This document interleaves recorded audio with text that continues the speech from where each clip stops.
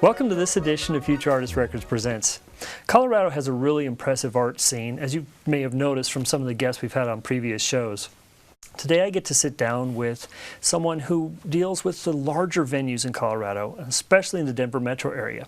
Please welcome one of the production managers for the Denver Performing Arts Complex, Mark Gabriel DeBell. Thanks for coming up. You betcha.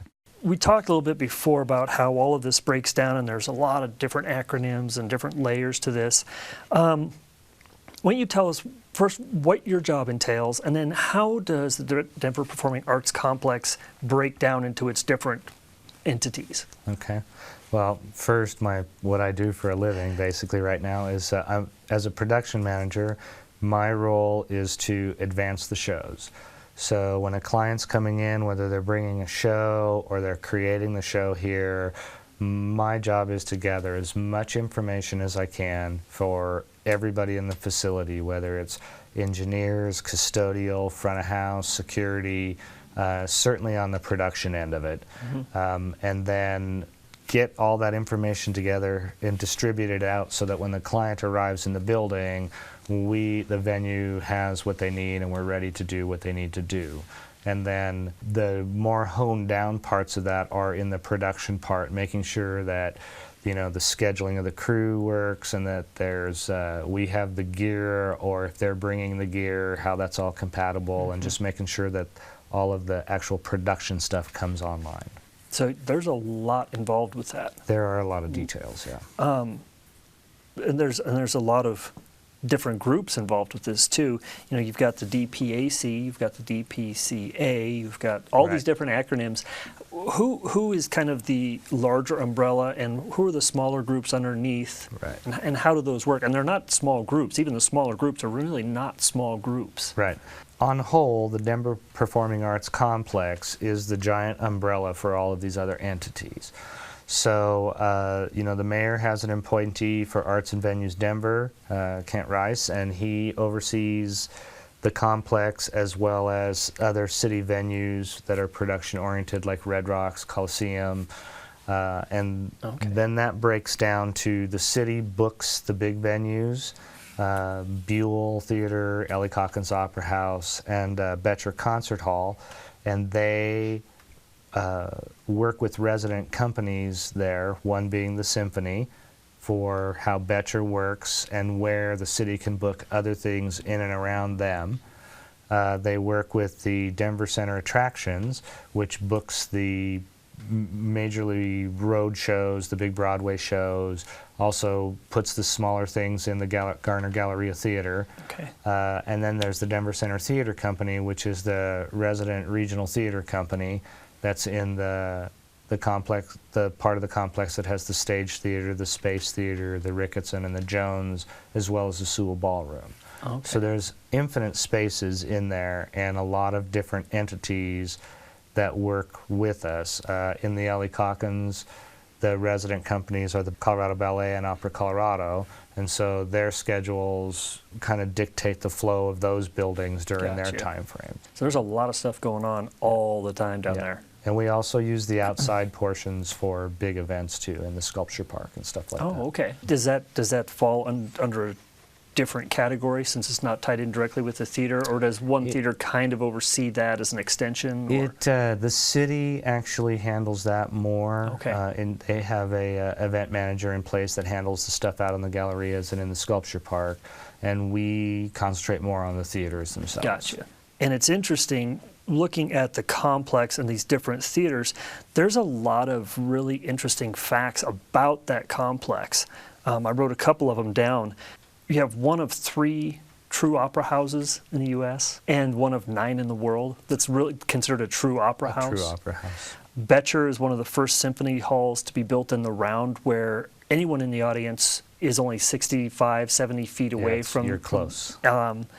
Largest performing arts complex under one roof. Yep. Temple Buell is a test theater for Disney pre-Broadway shows. Yep. And it's pretty impressive. It is. And with a lot of those kind of out-of-towners, as they used to be called. I think Yeah. Connecticut used to get the out-of-towners. They also used the Ellie for that. So the out-of-towner for Little Mermaid, as an example, was in the Ellie Calkins.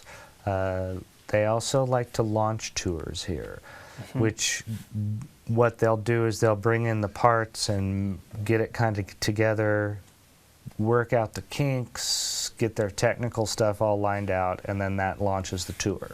Oh, interesting. Yeah. Interesting. Do you find that the audiences in Denver are kind of the reason for that? We've got real receptive audiences. People like to go to shows, or is that the motivation for that? I think that's part of it. I think that depends on the producing entity. Excuse me. I think some of it is economics. Sure. I think that if you were to go to some of the other major cities, you would find that it's probably more expensive to do something like this than it is in Denver.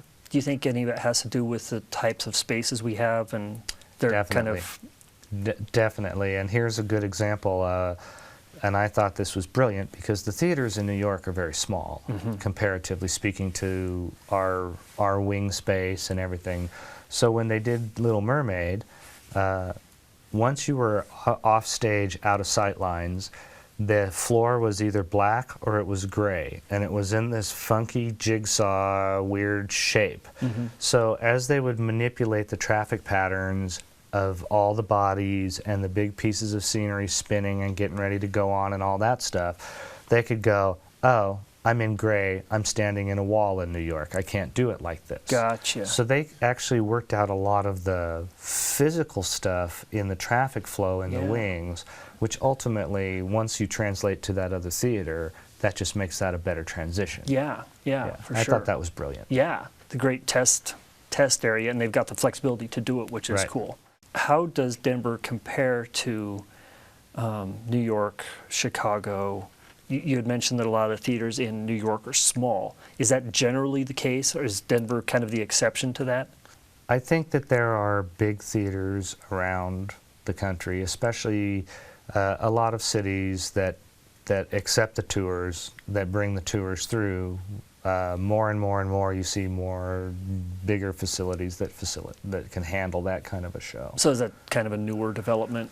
Or do you think that just kind of luck of the draw? I think that's just how it worked out. Yeah. Yeah.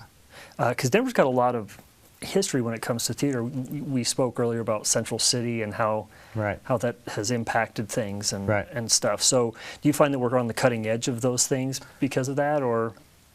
It's kind of funny. I think that a lot of times, and this part has changed over the years. I know I was mentioning to you that in one capacity or another, I've worked down there since 1984. Yeah. So in the 80s, a lot of times you would get the feeling that someone felt like they were coming to Podunk to do theater, right? But that's really not the case. The level of professionalism and the level of the quality of the production was very, very high. I mean, Denver Center Theater Company, 300 of us stood in a line as our Tony came into the building, and we passed it into the building. Yeah. I mean, it was high quality stuff. Because of where Denver is in the United States, and it's kind of seen as out in the middle of nowhere, Wild West type stuff, we really have had to push the envelope to show people, hey, look, we can pull this off. Right. And we've pulled a lot of things off in a really big way. I mean, some of those things we mentioned with, the opera houses and things like that, it's a big deal. If you want a barometer of how Denver feels about the arts, and not just performing arts, but the arts, how long has the SCFD been in play, right? How many communities perpetually, year after year after year, vote to fund the arts? Right. Denver's art scene is awesome. Yeah. And it's got so much stuff going on, too. Which brings me to, how do the arts in Colorado affect the Colorado economy and vice versa? Right. I know in my previous position I had the opportunity to serve on some really awesome committees and study groups and things. And Colorado, and I want to say this was probably 2011 or 12-ish, but they did a career cluster study. And in the state of Colorado, the creative arts is the fourth cluster of employment. And that includes any artistic job you could think of, whether it was, artist or graphic artist or whatever. And that's a really high cluster. Yeah. Part of the anomaly in Colorado is that a lot of times, especially in the performing arts, people come here or study here and they learn here with the desire to move somewhere else. Right. So we did a lot of studying on what we called the pipeline back into the industry, and how do you create a pipeline that sparks and draws people to be here and to remain here and practice their craft. And in the time that I served on that versus now, I feel that part is changing a lot. I feel that people appreciate Denver more as more of an urban situation, I guess. But I feel like that local talent is leaning more apt towards staying. And as the opportunities increase, that just kind of feeds that. Right. I'm glad you mentioned that, because I was going to ask you about what you see on the professional level versus local level and how they feed into each other. You're right, we've got a lot of people that come here to study. We've got the theater and the classical training at CU. We've got the jazz scene at UNC, and they're both world class. But then do people stay? Right. But there's a lot of incredible local talent in Colorado as well. Do the types of venues we have, you think, impact people wanting to stay?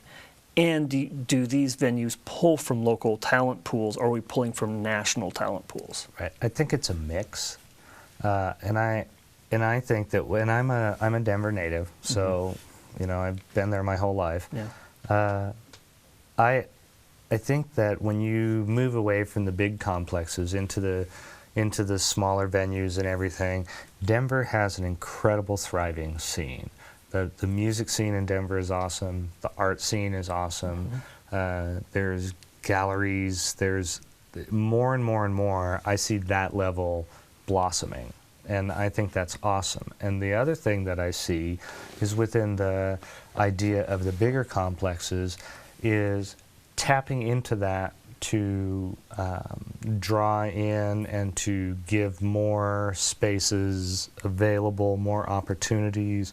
I worked on a wonderful project with a group of young performers, the Sonder Group, and they created this interactive piece that the audience was part of, and you participated in, and you got the main part of the story, and then you broke into 4 groups, so you all saw the show, but you didn't see it in the same order. Oh, interesting. And it was very creative, and she was a 19-year-old that came up with this idea and put this troupe together, and they did this piece in the studio loft at the Ellie Calkins, and they transformed the room, and it was a great opportunity. Gives people outside of the complex a chance to work in the complex, which obviously would make people want to stay. Right.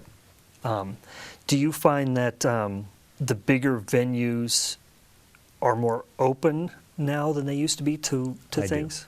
I do. And is that economic, or is that just trying to kind of sustain a Colorado scene, or is it a mix of things?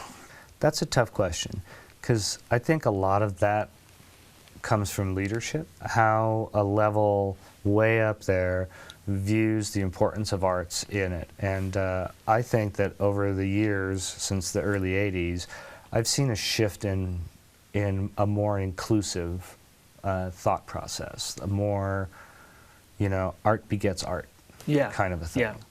There's so much talent in Colorado, and there's so much talent that people don't know about in Colorado. And so to hear that it's becoming more inclusive and that the upper echelon is being more accepting to the lower echelon, I think that's going to be so beneficial in the long run for the local talent. But it's also going to impact the upper echelon, because now they've got a bigger pool to pull from. Right. It's also economically layered, because if you've got 3 small theaters in some district and a couple art galleries, and they're drawn in the body, and there's 3 or 4 restaurants in that area. That's going to increase the economic factor for the restaurants. It's going to, I mean, it just kind of grows and grows. And isn't it interesting how arts are part of our everyday life all the time, whether we're aware of it or not? Right. And so helping people tap into that, right, you know, yeah, is really cool. We kind of discussed how do people find that spark, and how do you tap into that to give them that growth? Kind of a thing. Yeah. What other venues, you had mentioned Red Rocks and stuff, what other venues are part of, I don't even know what acronym it would fall under, but you know, you've got the physical complex. Venues? Yeah, Okay. yeah. So you've got the complex, but then you've got all these other things. How many are tied into that? You had mentioned Red Rocks. Red Rocks, the Coliseum, the McNichols building that's down at Civic Center Park. And then beyond that, I know they're really heavy into like a lot of the arts projects, the public artwork stuff. Oh, okay. There's a lot of public art down at the complex and in those facilities, and that's always kind of changing and evolving, and different showings and stuff like that. So it's more of a city level than a state level type. Yeah, these are all city facilities. Okay, interesting. Yeah. You think about that when you go to see a show and you just think Colorado, you don't think the city of Denver always. Right. So interesting. Right. That's a lot of theaters for a city. It is. Especially if anyone who's been in that complex, every door you open's a different theater. Right. It's pretty impressive. Right. Pretty impressive. And you know, in terms of staffing, you think about it, once the Red Rock season hits, that's an insane schedule up there. Yeah. You know, It really it's not like they come and sit for a week or two. It's like churns it over and over and over and over. Yeah. So it generates a lot of work. For anybody who might remember the old McNichols building that did all the concerts, how did that shift when that changed, when that went away? You know, because that was an indoor arena that was always for available. The concerts. Yeah. I think that probably some of the other venues that came up, and I don't know what order they were built in, but you know, like the Budweiser Center or the Bank One Center out on 36, whatever that is. Right. And the Pepsi Center picked up a lot of that. Yeah. You know, and in a more infrastructure-friendly building. Right. Yeah. Way newer buildings for sure. Yeah. So was the old McNichols building part of the performing arts? Yeah. So then does the Pepsi Center and those things, are they now outside of that? Did that take some of the pressure off of the performing arts? I would assume it did. Yeah, that's actually back when it would have been still called theaters and arenas. Oh, interesting. So all that changes too. Yeah, and the city was more, if I understand how it worked correctly, the city staffed more of positions in terms of, you know, management and who controls what. And then as that evolved, they started subcontracting more to other entities, kind of a thing. Sure. So, you know, down at the Denver Center, there's all kinds of subcontracted entities in there.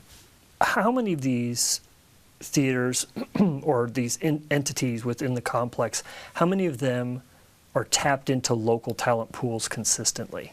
You've got a lot of the traveling troops that come through, like at the Buell, things like that. I think it depends. So, like on the production end of it, for the big shows, let's say one of the Broadway shows, 9 out of 10 times they'll have local musicians involved. There's always local labor on the stagehand side that works alongside with their folks. Sometimes, depending on the show, they'll use local talent for a role or two, especially when children are involved, kind of a thing. Okay, cool. And I don't know if that's producing-wise, if it's cheaper to travel and tutor a child than to find local to, you know, I don't know how all that works. Right. Wardrobe is generally the same kind of a thing with local crew. Denver Center Theater Company itself, most of those folks are local now. And they also, besides, you know, the standard running of show, they also have a full costume shop, they have a full scenery shop, props, paint. So they employ artisans for the actual building of their productions. Gotcha. Do all of these feed into each other too? Like you say wardrobe from one, can they be tapped into by another if they run into a situation, or how does that work? It depends on the situation. I think if you have a good working relationship with people, in a pinch, then everybody finds a way to make it work, right. kind of a thing. You just hope you never get in a pinch, of course. Right. But especially, if a Broadway show comes through, you were talking about how some of the techs are local. How does that work when a group comes in? Is it a 2-to-1, 3-to-1? Is it a 10%? Does it depend on the show? It depends on the show. If it's Okay. a yellow card show, which are contracted directly with the International for IATSE, then they have specific numbers that they have to use for each phase of what's contained from the beginning of the load in to the end of the load out.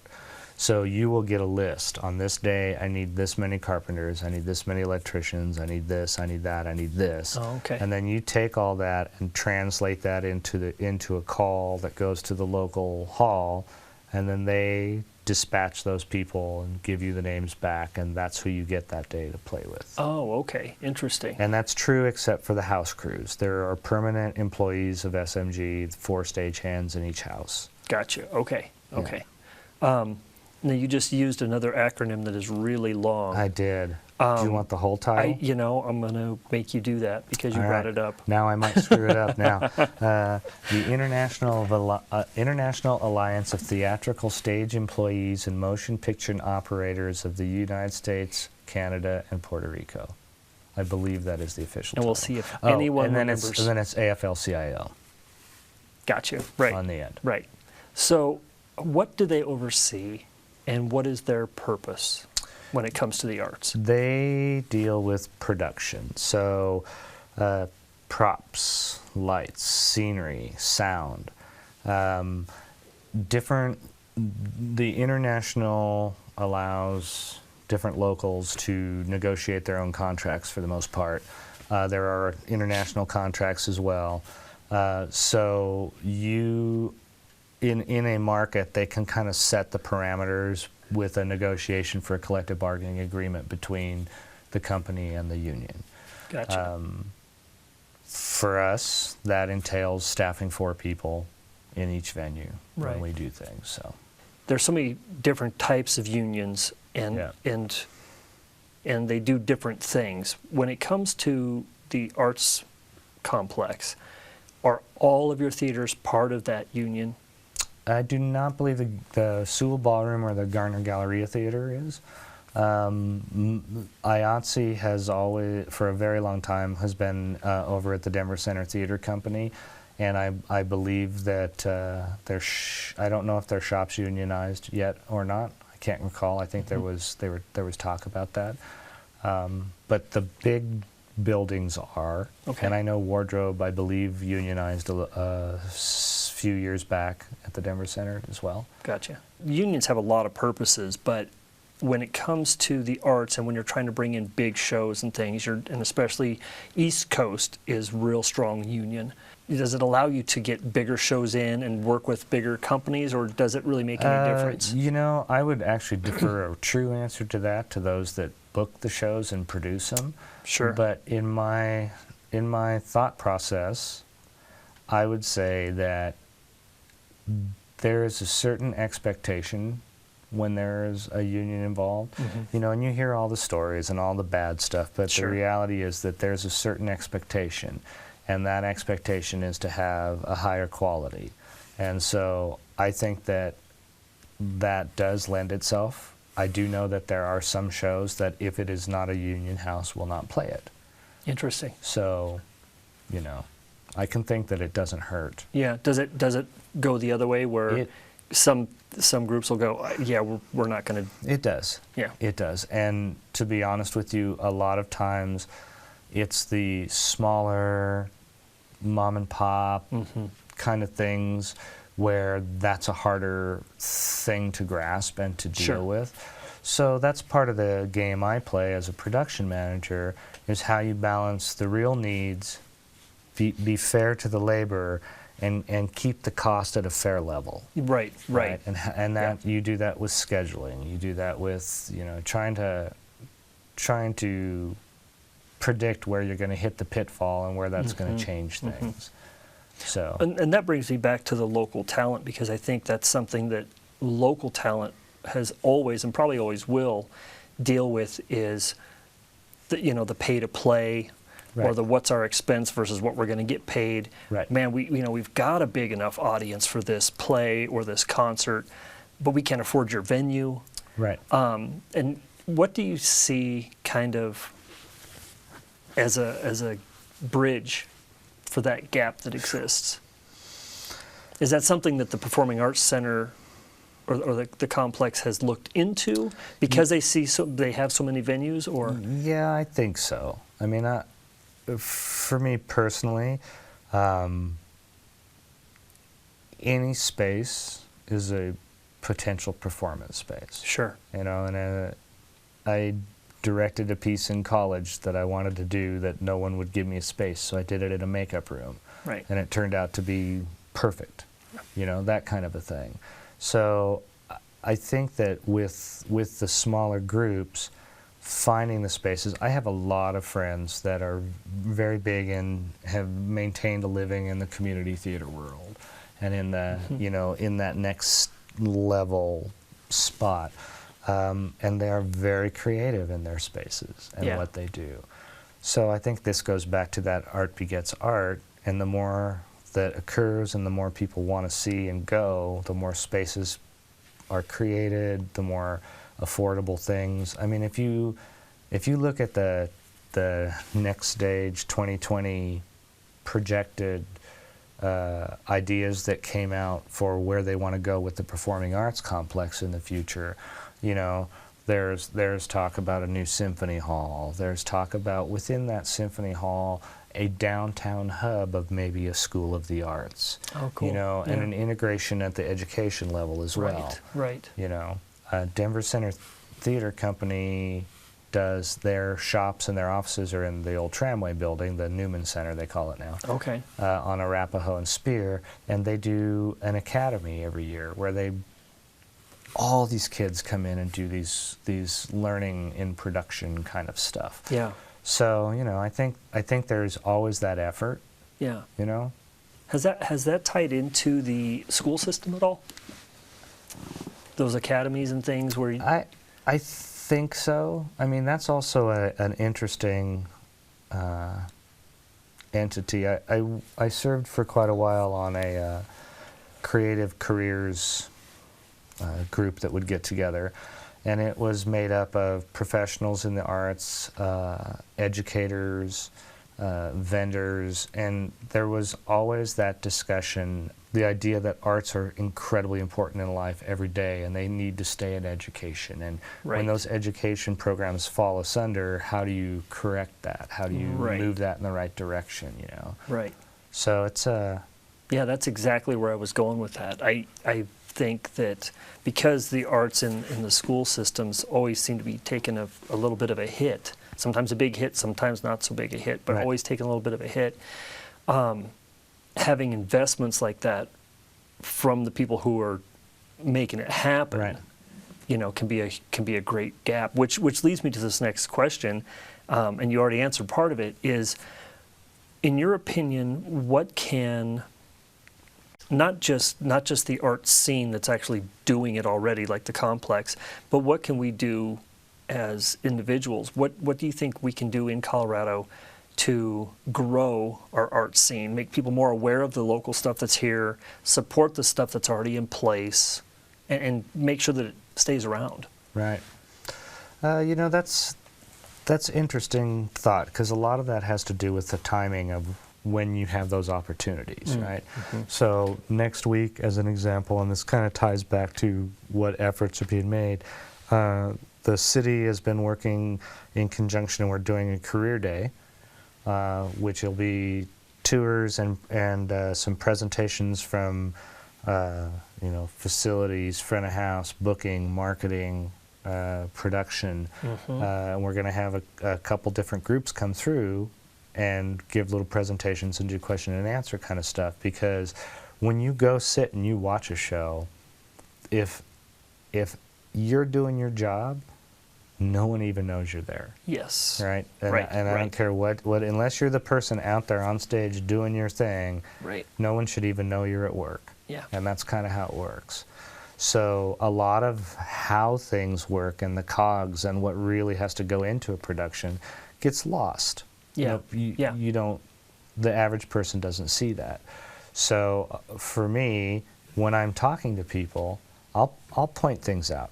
I'll just even if it's casual conversation. Wow, look at that shadow. Look at that, look at that. Because as a society, I think we need to spend more time just appreciating the beauty in life. And it's important that people appreciate what's going on behind the scenes. And the fact that there's a production manager that's putting in all these hours to coordinate so they can just sit down and watch the show. Right. And getting people involved in the industry that can understand that as they're learning their craft, I think has a big impact too. I'm sure you see groups come in when you're dipping into a local talent pool. The people who've done their homework and understand the process, and the right. people who are interested but don't really know right. what they're up against. Right. Has a big impact on how shows work. It does. And the other thing about that is that if there's someone who doesn't have the base knowledge or doesn't necessarily, they're in a bigger pond at that point in time right. or something, the ones that are going to survive are the ones that kind of go, okay, this is how it is, and let's just see what happens, and you just plow through it, right? And that's really, in the entertainment industry, you learn to plow through stuff. You every day, don't you? Yeah. You have to. Yeah. You have to be on your toes all the time, no matter what position you're in. We had a discussion about, responsibility and stuff a little bit, and, in the production management role, I don't care what goes wrong. They're not going to seek that person out. Your client is going to be toe-to-toe with you saying, what's going on? Yeah. And you got to practice that sentence, it's my bad, let me fix it. Right. And just take care of it. Yeah. And that's where you really kind of earn your keep. The advanced stuff is awesome, but, nobody's perfect.